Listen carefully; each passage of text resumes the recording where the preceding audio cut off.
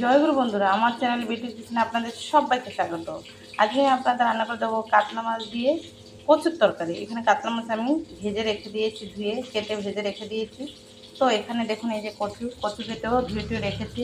আমি কিন্তু কচু সিদ্ধ করব না, কাঁচা কচুই আমি রান্না করবো, মানে কাঁচাই আমি না সিদ্ধ করেই রান্না করব।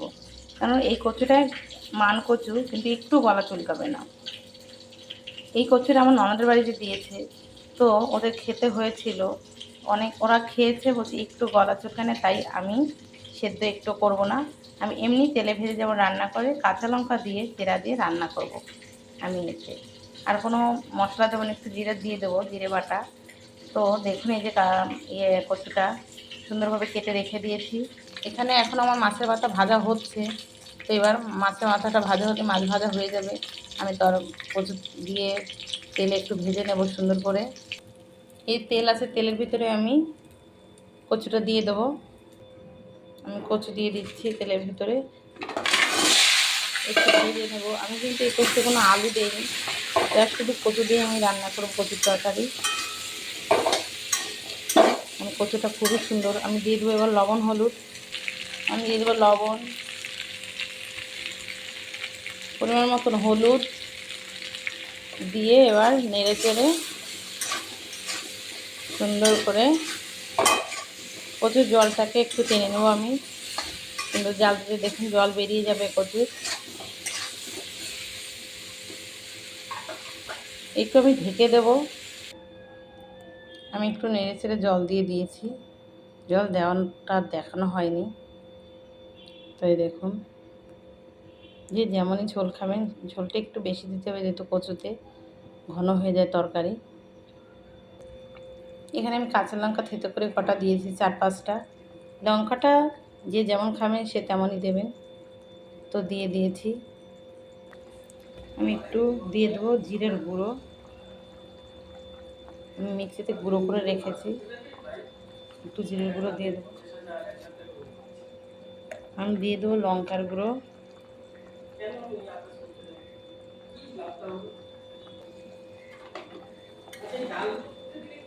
দেখুন তাওয়া ফুটছে। কচু কিন্তু সিদ্ধ হয়ে গেছে, আমি কিন্তু সিদ্ধ করিনি, তাও দেখুন সেদ্ধ হয়ে গেছে। দেখেছেন কচু পুরো সেদ্ধ হয়ে গেছে। এই যে সেদ্ধ হয়ে গেছে তরকারি। দেখুন এভাবে একটু ঘন ঘন নাড়তে হবে, তাহলে তরকারিটা ঘন হবে। আমি এবার নামিয়ে নেবো। এই যে মাছ ভাজা এর ভিতরে আমি নামিয়ে নেবো তরকারিটা। কড়া ধুয়ে বসিয়ে দিয়েছি, দেখুন তরকারি নামিয়ে আমি দিয়ে দেবো ফোড়নের জন্য তেল। তেল গরম হয়ে গেছে, দিয়ে দেবো শুকনো লঙ্কা, তেজপাতা, দিয়ে দেবো জিরে। এটা নেড়ে চেড়ে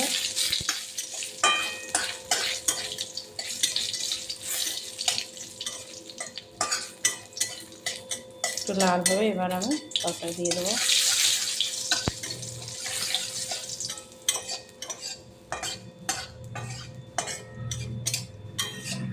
মনে হচ্ছে ধোয়া হচ্ছে, কিন্তু কালো হয়নি।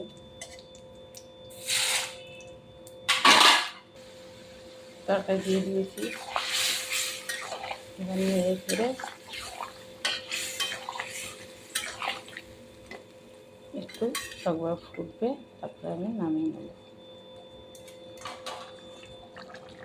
আমি দিয়ে দেবো একটু ভাজা জিরে গুঁড়ো করা, তাহলে কিন্তু কচু তরকারি একটু স্বাদ হবে। তো এবার নেড়ে চেড়ে আমি তরকারি নামিয়ে নেব।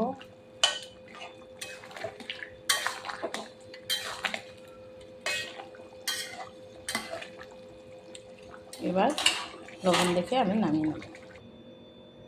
এখন কচুর তরকারি কি সুন্দর হয়েছে, খেতেও সেই টেস্ট। তো আমার এই রেসিপিটা যদি ভালো লেগে থাকে তাহলে please please please like share comment করতে কিন্তু ভুল করবেন না, আর সাবস্ক্রাইবটা করে দেবে। জয় গুরু।